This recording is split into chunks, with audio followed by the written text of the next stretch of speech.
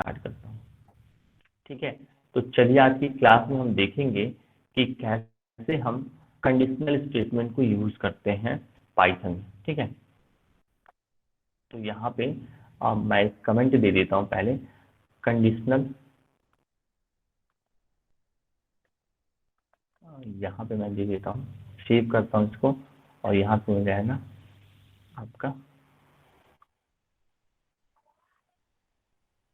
Conditional statement. ठीक है, यहाँ पे हो गया आपका कंडीशनल स्टेटमेंट। अगर मैं इसको रन करता हूँ यहाँ पे, ठीक है, देखिए यहाँ पे अगर मैं इसको रन करता हूँ तो ये रन हो गया, ये सक्सेसफुल क्या हो गया, रन हो गया। यहाँ पे सक्सेसफुल क्या हो गया, यहाँ पे रन हो गया। अब यहाँ पे मैं क्या करता हूँ, इस कमेंट को यहाँ से हटा देता हूँ, और जब मैं यहाँ पे इसको रन करूंगा तो ये मेरा क्या करेगा, यहाँ पे देखिए एरर शो होगा, यहाँ पे देखिए एरर शो होगा। क्यों एरर शो होगा, क्योंकि देखिए सबसे बड़ी चीज क्या है कि जब भी हम कंपाइलर यूज करते हैं जिस प्रोग्रामिंग लैंग्वेज का, तो वहां पे हमें उसका सिंटेक्स प्रॉपर फॉलो करना होता है। सिंटेक्स का मतलब कि जो उसने जैसे बोला है कि अगर आपको मेरी लैंग्वेज यूज करनी है तो मेरी लैंग्वेज के ग्रामर के अकॉर्डिंग ही आपको प्रोग्राम्स लिखने होंगे। मेरी लैंग्वेज के ग्रामर के अकॉर्डिंग ही क्या करना होगा, आपको सिंटेक्स फॉलो करना होगा, और उसके थ्रू आपको फंक्शंस लिखने होंगे। ठीक है, तो इस तरीके फिर से मैंने क्या किया, हैश। अगर आपको क्या करना है, एक सिंगल लाइन लाइन का स्टेटमेंट आपको कमेंट में देना है, तो आपको हैश, ठीक है, आपको हैश आपको यूज करना पड़ेगा बिफोर, उसके बाद आप एक स्टेटमेंट लिख पाओगे। तो यहाँ पे मैं कौन सा प्रोग्राम करने वाला हूँ, कंडीशनल स्टेटमेंट का प्रोग्राम बनाने वाला हूँ। नाम से समझ में आ रहा होगा कि कंडीशन हम देंगे, और उस कंडीशन पे हम डिसाइड करेंगे कि क्या काम करना है और क्या काम नहीं करना है। तो चलिए हम देखते हैं। तो यहाँ पे मैंने इसको कंट्रोल एस कर दिया, फिर कंट्रोल बी करूंगा तो ये रन हो जाएगा। तो देखिए यहाँ पे इसने कहा कि नहीं, आपके प्रोग्राम को मैंने रन कर दिया है, और इसको कितने 767 मिली सेकेंड के अंदर ही कर दिया है इस प्रोग्राम को रन। ठीक है, क्योंकि बहुत ज़्यादा लाइन ऑफ कोड नहीं है, इसलिए इसको इसने कर दिया है। ठीक है, देखिए कंडीशनल स्टेटमेंट में हमारे पास होते हैं इफ कंडीशन। ठीक है, इफ होता है, इफ इफ एल्स होता है। ठीक है, इस तरीके का मेरे पास इफ है, इफ एल्स है, उसके बाद हमारे पास होता है इल इफ। ठीक है, इल इफ। ठीक है, तो मल्टीपल अगर चीजें देनी होती तो इल इफ में, तो इसको बस आप जानिए, बस मैं आपको वन बाई वन करके मैं इसको समझा दूंगा। ठीक है, पहले क्या होता है, इफ का मतलब ये कंडीशनल स्टेटमेंट में यूज होने वाले हैं। जैसे कि अगर मुझे कुछ चीजें प्रिंट करनी है तो उसके लिए प्रिंट फंक्शन यूज होता है, उसी लिए इफ कंडीशंस होती हैं। इफ एल्स होता है, मैंने प्रीवियस क्लास में मैंने आपको ये इवन आउट का प्रोग्राम बना के दिखाया था, जहाँ पे आपने कंडीशनल स्टेटमेंट यूज किया था। बट हम पहले इफ से स्टार्ट करेंगे, फिर इफ एल्स देखेंगे, फिर उसके बाद क्या होता है, इलिफ होता है। ठीक है, फिर उसके बाद होता है नेस्टेड। नेस्टेड का मतलब होता है, नेस्टेड का कॉन्सेप्ट आता है नेस्टेड। नेस्टेड का मतलब होता है कि अगर मैंने इफ कंडीशन यूज किया है तो इफ के अंदर बहुत सारा इफ दे सकते हैं, इफ के अंदर बहुत सारा इफ दे सकते हैं। अगर मैंने इफ एल्स दिया है तो उसके अंदर बहुत सारा इफ एल्स दे सकते हैं। ठीक है, वो कैसे देंगे, इट्स माय रिस्पॉन्सिबिलिटी, मैं आपको बताता हूँ। फिर उसके बाद इलिफ, इलिफ दिया है तो एक इफ कंडीशन के अंदर बहुत सारे इफ इलिफ दे पाएंगे। मीन्स दैट क्या होता है कि कंडीशन पे कंडीशन, कंडीशन पे कंडीशन। जैसे कि अगर मेरी प्रॉब्लम बहुत बड़ी आ जाए, इसको भी चेक करो, नहीं ये सही हुआ तो फिर इसको चेक करो, इसको सही हुआ तो इसको चेक करो। तो इस तरीके की अगर प्रॉब्लम्स आती है तो हमारे पास इस प्रोग्रामिंग लैंग्वेज में ऑप्शंस होते हैं कि इस टूल का यूज करके आप उसका हमको कर लो। ठीक है स्टूडेंट, तो इस तरीके से आपको समझना होगा, आपको जानना होगा कि क्या क्या प्रॉब्लम आ सकती है, और उस चीज को हमें समझ लेना है। तो सबसे पहले हम क्या करेंगे, हम यहाँ पे इफ कंडीशन यूज करेंगे।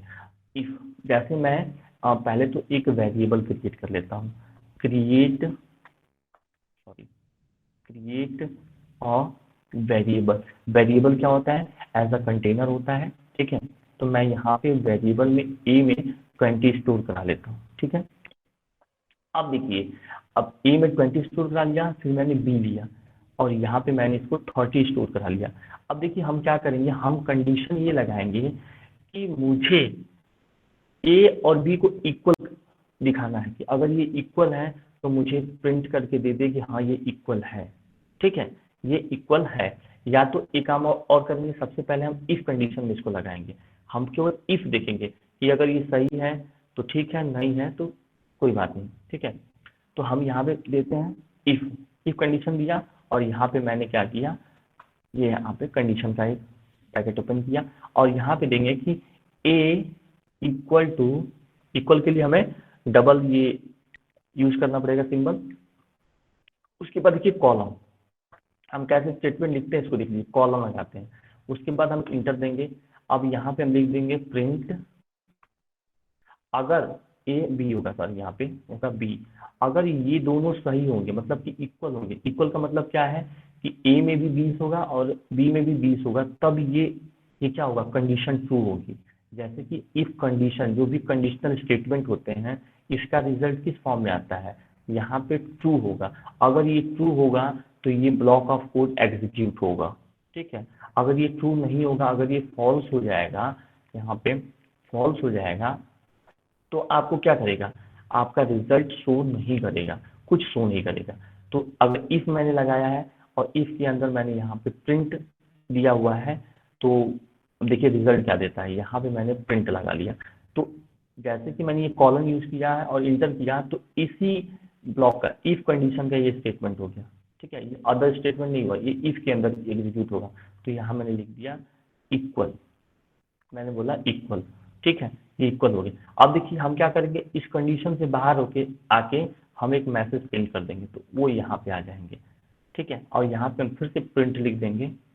अगर ये इक्वल नहीं होंगे तो हम यहाँ पे मैसेज दे देंगे डबल कोट के अंदर, नॉट इक्वल, क्या, not equal.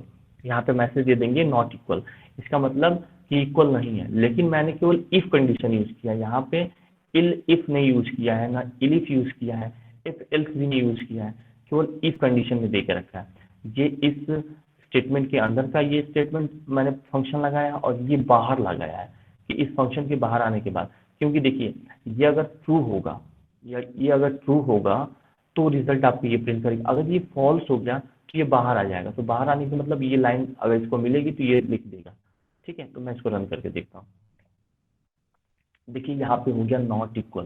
That's very good कि मुझे अब जो मेरा कॉन्सेप्ट था उससे वो मुझे दे दिया। देखिए इस प्रोग्राम को रन करने के लिए कितना टाइम लगाया ये कंपाइलर, 1 सेकेंड। देखिए यहाँ पे लिखा है ना 1 सेकेंड के अंदर ये प्रोग्राम आपको रन करके दे दिया। ठीक है, अगर मैं इसको रन कर देता हूँ, जैसे 20 है तो मैं इसको रन कर देता हूँ, और फिर से मैं इसको रन करता हूँ। यहाँ पे कंट्रोल भी करके मैं रन करूंगा, तो देखिए यहाँ पे आपको दे रहा है क्या, इक्वल और नॉट इक्वल भी दे रहा है।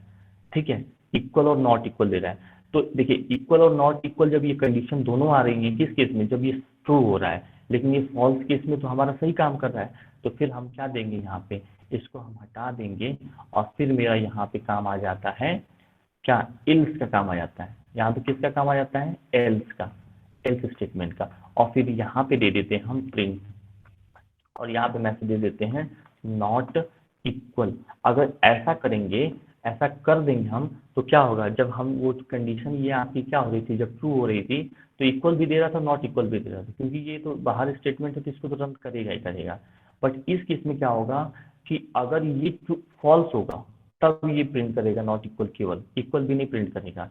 अगर ये ट्रू होगा तो इक्वल प्रिंट करेगा। देखिए चलिए देख लेते हैं। देखिए आपको इसने 761 मिली सेकेंड के अंदर आपको ये रिजल्ट प्रिंट करके दे दिया, क्योंकि यहाँ पे मैसेज है इक्वल, ये बराबर है।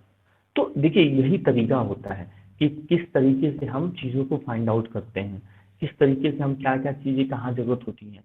तो हमारे पास ऑप्शन है, इफ है, एल्स भी है, एफ एल्स भी है, इलेफ भी है, तो हमें कहाँ कहाँ जरूरत होती है उस चीज़ को यूज करने के लिए। ठीक है, तो इस वीडियो में हमने देखा कि इफ कंडीशन को कैसे यूज करते हैं, वेरिएबल कैसे क्रिएट करते हैं, और कंडीशनल स्टेटमेंट के अंदर हमारे पास क्या क्या कंडीशनल स्टेटमेंट होते हैं जहाँ पे हम डिफरेंट टाइप के टास्क करते हैं।